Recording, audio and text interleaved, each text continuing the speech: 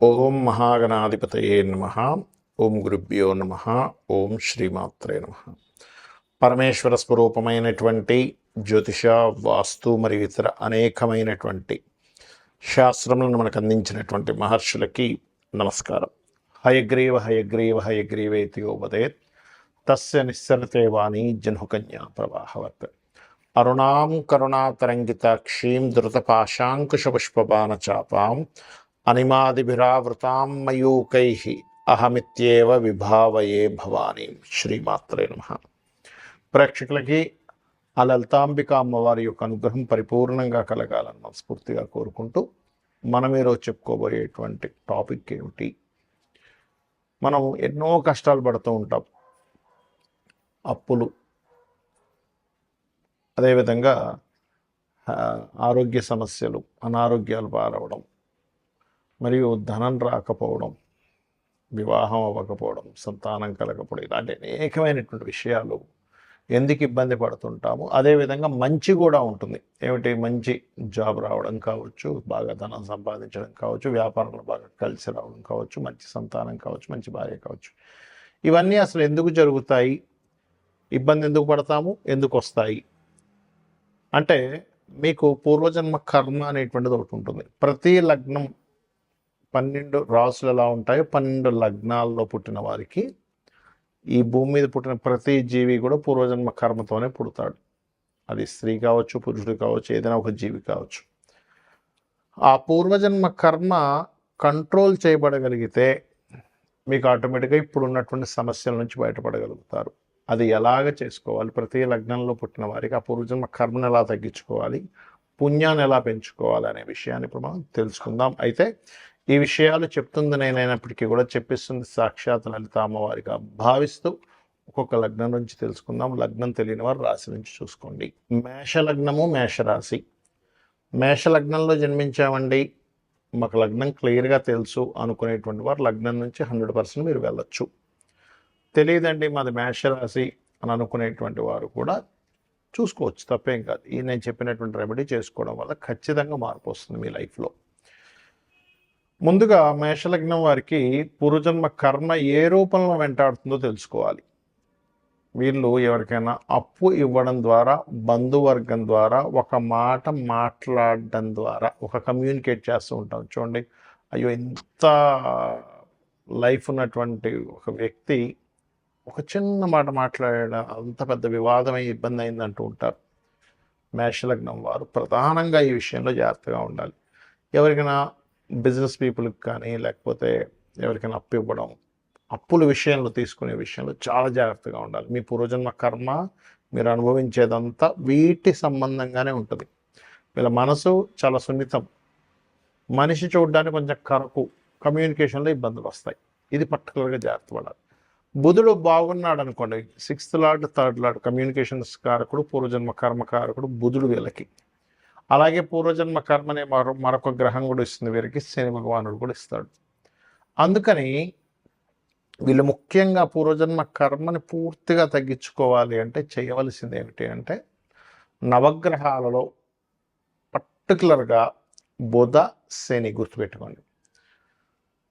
బుధ, శని గ్రహాల దగ్గర దీపారాధన చేయడము, అలాగే పెసలు, నువ్వులు దానంగా ఇవ్వడం చేయాలి. వీళ్ళు మీరు ఎంత చేస్తూ ఉంటే బుధవారము, శనివారం 1 కేజీ బావు మీ యొక్క పూర్వజన్మ కర్మ ఎప్పుడైతే తగ్గుతుందో మీరు ఉన్నటువంటి దాని నుంచి బయటపడగలుగుతారు. ఏమండి నా దగ్గర దానం ఇచ్చే అంటే స్తోమత కూడా లేదు అనుకునేటువంటి వారు కనీసం ఆ గ్రహాల దగ్గర దీపారాధన చేసి నమస్కారం చేసుకోండి. కనీసం ఆ పనైనా చేయండి.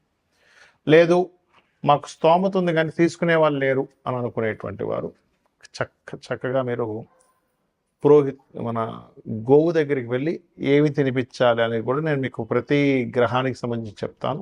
కాకపోతే మీరు ఆకుకూరలు లేదా బెల్లం తినిపించవచ్చు. బట్ ప్రతి దానికి కూడా ఎండింగ్లో చెప్తాను ఏ గ్రహానికి ఏ దానాలు ఇవ్వాలని. అలాగే ఒకటేంటంటే, ఇక్కడ పూర్వజన్మ కర్మను తగ్గించుకునే ప్రక్రియ ఒకటైతే, పుణ్యాన్ని పెంచుకునేటువంటి మార్గం ఇంకోటి ఉంటుంది. ప్రతి లగ్నానికి ఉంటుంది స్పెసిఫిక్గా. ఆ దేవత ఎవరు అనేది ముఖ్యంగా పట్టుకోవాలి. మేషలగ్నం వారు ఎక్కువగా చేయవలసింది పంచమ స్థానాధిపతి అయినటువంటి సూర్య భగవానుడు ఆరాధన ఎక్కువగా చేయాలి. సూర్య భగవానుడితో పాటు ఇంకేదైనా పంచమంలో గ్రహం ఉంది, ఆ దేవత ఆరాధన. అంటే రవితో పాటు మనకి రవే ఉన్నాడు, ఇంక డైరెక్ట్గా సూర్యుడు, ఇంక అందులో డౌట్ లేదు. చంద్రుడు ఉన్నాడు, అప్పుడు ఒక గ్రహం మారుతుంది, అధిష్టాన దేవత. బుధుడు ఉన్నాడు, గురువు ఉన్నాడు. ఇలాగా ఏ గ్రహం ఉంటే ఏ ఫలితాలు, అంటే ఏ దేవత ఆరాధన చేసుకోవాలి పంచమ స్థానంలో ఉంటే. అదేవిధంగా 6వ స్థానంలో లేదా అంటే 6వ స్థానమైనటువంటి కన్యలో లేదా 11వ స్థానమైనటువంటి కుంభరాశిలో ఏ గ్రహాలు ఉంటే ఏ దానాలు ఇవ్వాలనేటువంటిది కూడా నేను మీకు చెప్తాను. 1 by 1గా చూడండి. ఉదాహరణకి మీకు ఏ దానాలు ఇవ్వాలో చెప్తానని చెప్పాను కాబట్టి, రవి కనుక ఉన్నాడు మీకు 6వ స్థానంలో, లేదు మీకు ఇప్పుడు దాకా చెప్పినటువంటి పూర్వజన్మ కర్మ ఏ రాసుల్లో ఉండే గ్రహాలని చెప్పాను కదా, ఆ రకంగా రవి కనుక ఉన్నట్లయితే గోధుమలు దానంగా ఇవ్వండి. సూర్యభగవానుడి దగ్గర దీపారాధన చేయండి, లేదా సూర్యభగవానుడికి అర్ఘ్యం వదలండి. చంద్రుడు ఉన్నాడు, బియ్యము దానం ఇవ్వడం ప్లస్ వైట్ కలర్ క్లాత్. కుజుడు కందులు ఎరుపు రంగు వస్త్రము. బుధుడు పెసలు గ్రీన్ కలర్ వస్త్రము. గురువు శనగలు ఎల్లో కలర్ వస్త్రము. శుక్రుడు బొబ్బర్లు తెలుపు రంగు వస్త్రము. శని భగవానుడు మనకి నీలం రంగు వస్త్రము, తెల్ల నువ్వులు ఇవ్వచ్చు, నల్ల నువ్వులే ఇవ్వాలని రూల్ ఏం లేదు. నువ్వులు ఇవ్వడం ప్రధానం అక్కడ. అదేవిధంగా రాహు అయితే మినుములు, కేతు అయితే ఉలవలు దానంగా ఇవ్వాలి. ఇవి ఇవ్వలేమండి, మాకు తీసుకునే వాళ్ళు లేరు, టెంపుల్స్ సరిగ్గా లేవు, తీసుకునే వాళ్ళు తీసుకోవట్లేదు, ఇంకోటి ఏదైనా మార్గం ఉందా అంటే, మీరు గోశాలకు వెళ్ళి గోధుమలు ఇచ్చే బదులు గోధుమ రవ్వ తినిపించండి గోవుకి. బియ్యం బదులుగా బియ్యం పిండి తినిపించండి గోవుకి. కందులు బదులుగా క్యారెట్స్ తినిపించండి, కుజుడికి సంబంధించింది. అదేవిధంగా పెసలు బదులుగా గోవుకి గోంగూర కూరగాయలు తినిపించండి, అందులో దేశీవాలి ఆవుకు తినిపించాలి. గురువుకి శనగలు ఇచ్చే బదులుగా గోవుకి అరటికాయలు తినిపించండి. బొబ్బర్లు తినిపించడం కాకుండా బొబ్బర్లు ప్లేస్లో ఏదైనా తీపి పదార్థం, తీపి చపాతీకి చక్కగా తేనె పూసి ఆ 3 చపాతీలు చిన్న చిన్న ముక్కలుగా తీసి తినిపించండి. శనికి సంబంధించిన నువ్వులు దానం ఇస్తున్నాం కదా, నువ్వులు బదులుగా నువ్వులు తినిపించకూడదు గోవుకి తీసుకెళ్ళి. అదైనా ప్రెగ్నెన్సీ ఉంటే అది ఇబ్బంది అయితే మీకు ఇంకో దోషం ఏర్పడుతుంది. బెల్లము తినిపించండి చక్కగా గోవుకి, పిడికెడి బెల్లం పెట్టండి సరిపోతుంది. మినుములు బదులుగా మీరు 4 బెల్లపు ఉండలుగా చేసి తినిపించవచ్చు.